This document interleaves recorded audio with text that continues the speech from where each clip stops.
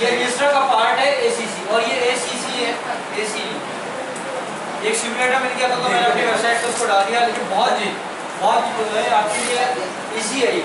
अब देखिए इन्होंने जो इंस्ट्रक्शन लोड की भी अपने रैम के अंदर, इन्होंने कहा कि लोड 5 असेंबली लैंग्वेज का कोड 3 अल्फाबेट का होता है, लेकिन उन्होंने समझने में आसानी के लिए पूरे 4 डिजिट लिख दिए। Load 5 add 6 store 7। अच्छा 5 और 6 के अंदर क्या लिखा हुआ है 12 और 8, ये डेटा है और ये हमारी इंस्ट्रक्शन है। ठीक है भाई, ये रैम है, रैम के अंदर ये आपका कंटेंट है और ये आपका क्या है ठीक है भाई। अब रैम को जब हमने अपने सॉफ्टवेयर को चलाया तो उस सॉफ्टवेयर के अंदर लिखा हुआ है 1।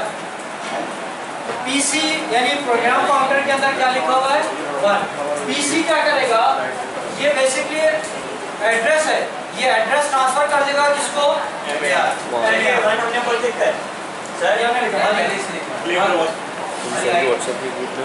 देखिए ये 1 यहाँ पे ट्रांसफर हो गया। अब क्या होगा, ये लोकेशन नंबर 1 पर जाएगा। हमारे पास 3 है, हमारे पास 3 डिफरेंट टाइप की बसें हैं। एक बस कहलाती है एड्रेस बस। ये एड्रेस बस क्या करती है, एड्रेस लेके जाती है कहाँ से डेटा को रीड करना है या कहाँ पर डेटा को राइट करना है। एड्रेस बस हमेशा आपका CPU जनरेट कर रहा होता है। एड्रेस बस यहाँ से जनरेट होगी और आपके रैम के अंदर या हार्ड ड्राइव में कहीं पर भी जाएगी।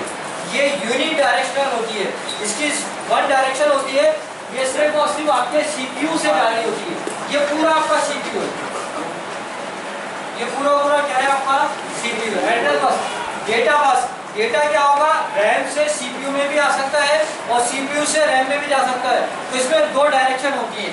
कंट्रोल बस, कंट्रोल सिग्नल आपका CPU जनरेट कर रहा होता है, तो कंट्रोल बस जो है वो आपके CPU से जनरेट होकर आपके पेरिफेरल डिवाइसेस में जाती है, लेकिन इंटरप्ट सिग्नल आपका पेरिफेरल डिवाइस जनरेट कर रहा होता है। तो कंट्रोल सिग्नल आपका पेरिफेरल डिवाइस से आपके CPU में भी आ सकता है। तो कंट्रोल बस बाई डायरेक्शनल है, डेटा बस बाई डायरेक्शनल है, लेकिन एड्रेस बस यूनि डायरेक्शनल। बात समझ में आ रही है? कंट्रोल बस में एड्रेस बस सिर्फ 1 डायरेक्शन में जाती है, डेटा बस 2 डायरेक्शन में।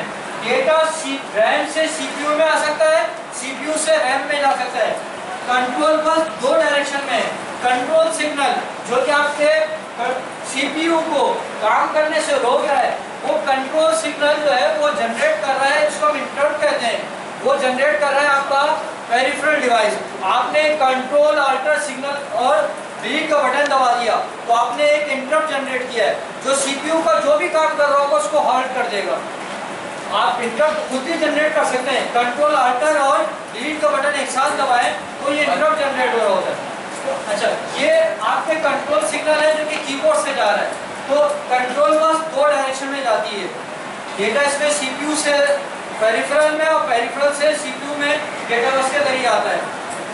कंट्रोल बस से कंट्रोल सिग्नल आपके पेरिफेरल डिवाइस से CPU में और CPU से पेरिफेरल डिवाइस में आती है। Address bus 1 direction. Address signal हमेशा आपका कौन जनरेट करेगा, आपका कंट्रोल यूनिट या CPU। ठीक है भाई, ये याद रखना है। 3 टाइप की बस है, बस मींस वायर, 3 टाइप के वायर। अब क्या हुआ कि हमने फैच एग्जीक्यूट साइकिल पढ़ना है। फैच एग्जीक्यूट साइकिल को अगर पोजीशन इतना याद कर ले कि इंस्ट्रक्शन फैच होके आती है CPU के अंदर, CPU उसको डिकोड करता है, उसको एग्जीक्यूट करता है और स्टोर कर देता है। तो ये आपके स्टैंडर्ड का नहीं है। फैच करना, डिकोड करना, एग्जीक्यूट करना, ये बड़ा करवाया था मैंने लास्ट में। मैंने करवाया था, ये भी करवाया था मैंने, तो ये नहीं करवाया था। ये मैंने खुद नहीं करवाया था।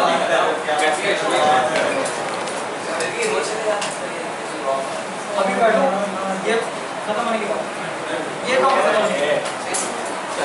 अच्छा भाई, अब देखिए क्या हुआ है कि PC से फंड ट्रांसफर हो गया किसके पास,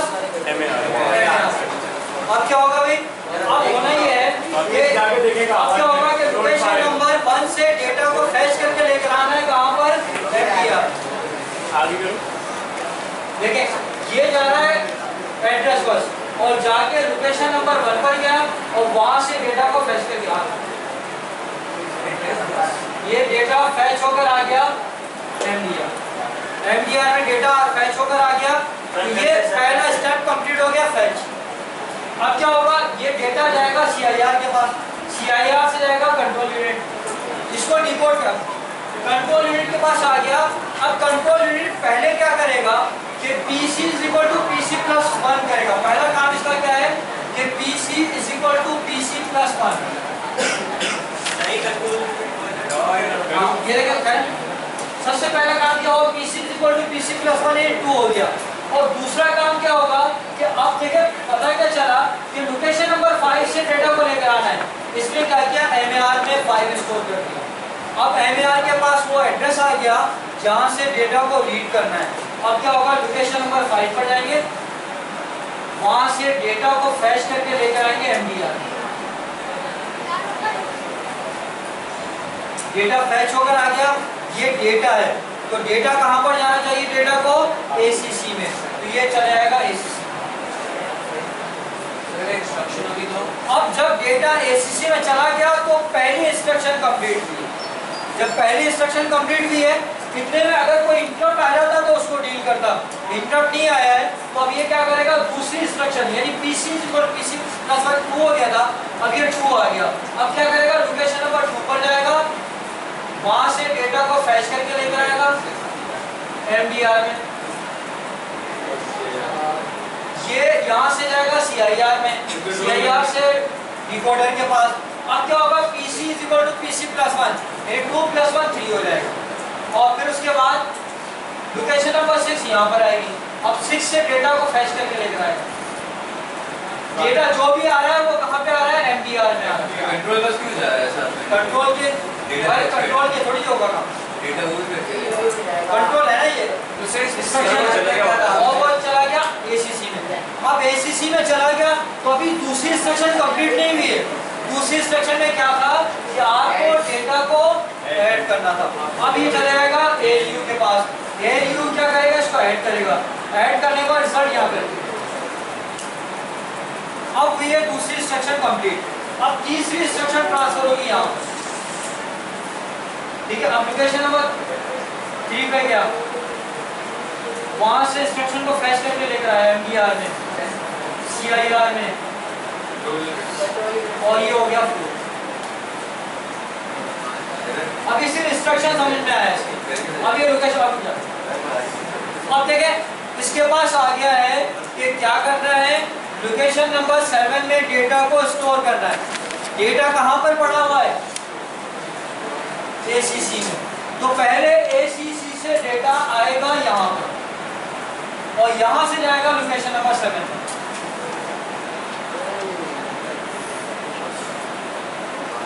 इसलिए हम कहते हैं कि ये बफर है। जो भी डेटा CPU के अंदर आ रहा है, जो भी डेटा CPU से बाहर जा रहा है, पहले वो बफर में आएगा, देन आगे दैट इज फैच एग्जीक्यूशन। आप इसको घर पे एक दो दफा देखेंगे तो फिर आपको समझ। तो ये था हमारे पास फैच।